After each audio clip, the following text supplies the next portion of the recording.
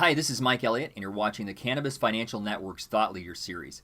In this segment, we'll be talking to Mr. Robert Hunt, President of GrowLife Hydroponics and Executive Vice President and Director of GrowLife Inc.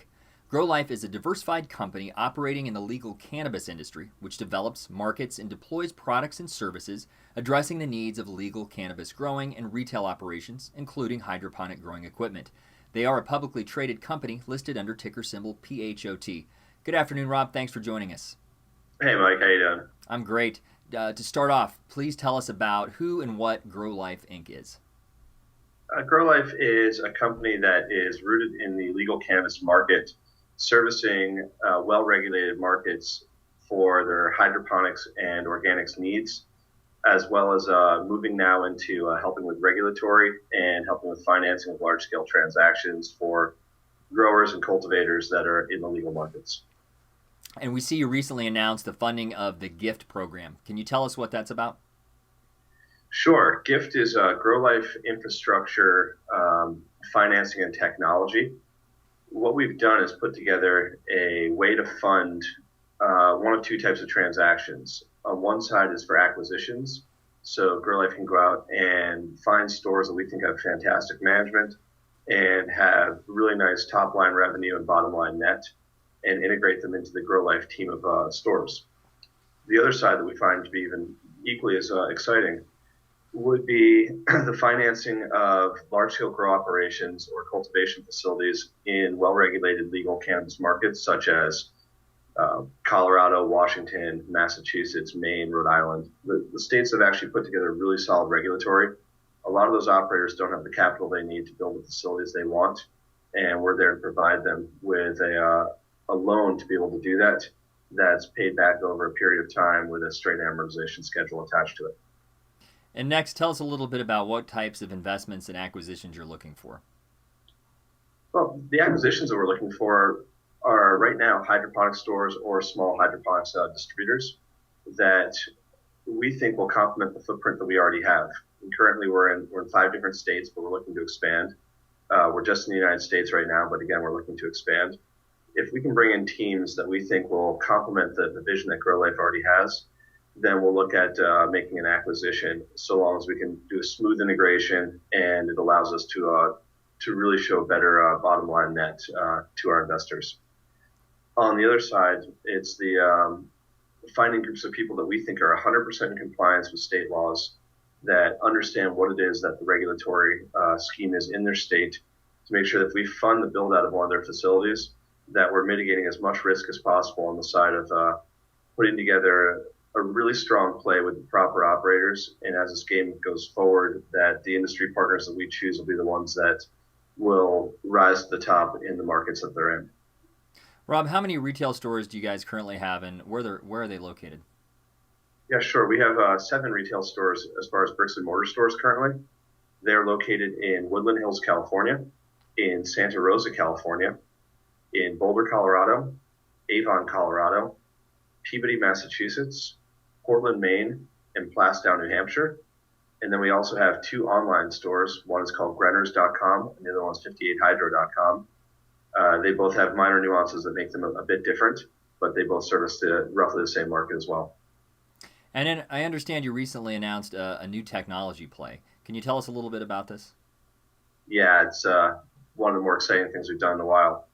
It's a kiosk that we want to be placing into different dispensaries in states such as Colorado, that works as a way for the dispensary owners to have what we consider to be kind of like a diamond lane down the highway.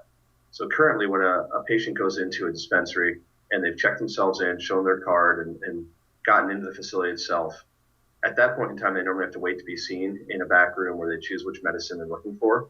We have kind of an express version of that, where they can go directly to a kiosk. They can do through a secure transaction, put their cash in. They can use a touch screen to go through every choice of medicine. And at that point, it's much like your doctor calling in your prescription to a pharmacy.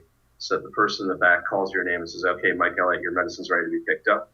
Instead of going in there and spending time with the pharmacist or with the dispenser, you're able to walk in, take your prescription, and walk out. On the side of regulatory, it's a fantastic program for the states and for potentially the government of Canada as well, because it allows for someone to give a cash transaction that's 100% secure. It also allows for it to never be touched by an employee of the facility. And it allows us to immediately direct where those funds are going to go, either into the dispensary's account or directly into a sweep account that goes directly to the state on their sales tax side. So it's a way for the state to be very, very comfortable that the transaction is secure. It's a technology that's already been adopted by the prison system and by the court system. So we know for sure that we're going to have very little resistance on the regulatory side. And it's also a way to derive advertising revenue, because every transaction will be seen by the patients. More importantly, it's a way to make sure that we're complying with HIPAA regulations. And as this gets more and more oversight is attached to the regulatory scheme of medical marijuana, you're going to see HIPAA regulations we expect will be more closely adhered to. And what makes the gift program so unique in the marketplace? Well, the number one thing is that currently there's no banking that's involved in the cannabis industry. Until about 2 years ago, there was, but the feds have put a bit of pressure on the banking system as they're FDIC insured. They put pressure on them to not bank with cannabis entrepreneurs. And as a result, the vast majority of transactions right now are happening on a cash basis. What that means is not only is it difficult for the dispensary owners to conduct business, but it's even more difficult for dispensary owners who are clean operators working within the regulatory scheme of their state to actually be able to borrow money.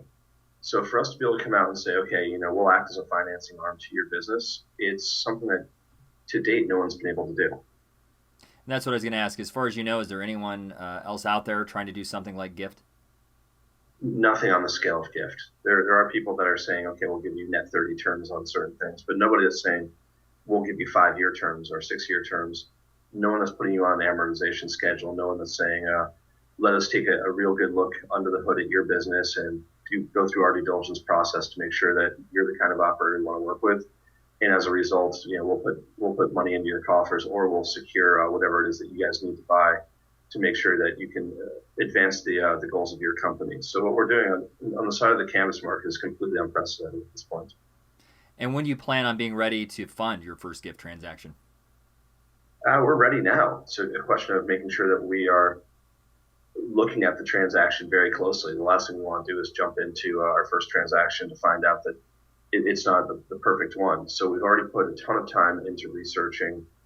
I think we're looking at our third transaction right now, but we haven't pulled the trigger on funding any of them.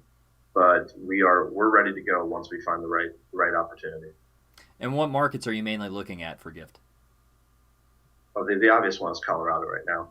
It's transitioning from having the regulated medical market into a regulated legal recreational market. The medical market, as a result, is going to grow while some people transition out onto the recreational side. So we're working with operators that need to expand to handle the medical side. There's no shortage of deal flow that's happening in Colorado right now. But Arizona's coming online right now, and there's 100 plus facilities there that need to be built out. Yesterday was the deadline for Massachusetts applicants to put their applications in with the Department of Public Health. Everyone that's licensed here in Massachusetts is going to need to build out a facility as well. The same is true of Connecticut. That happened last week. And Nevada and Illinois are close behind. So we've got 6 or 7 states that we think are really strong. The last one would be Washington for the same reasons as Colorado. So there's quite a few states and a number of facilities that are going to need help from the gift program. And what are the implications, or why is this so important from an investor standpoint?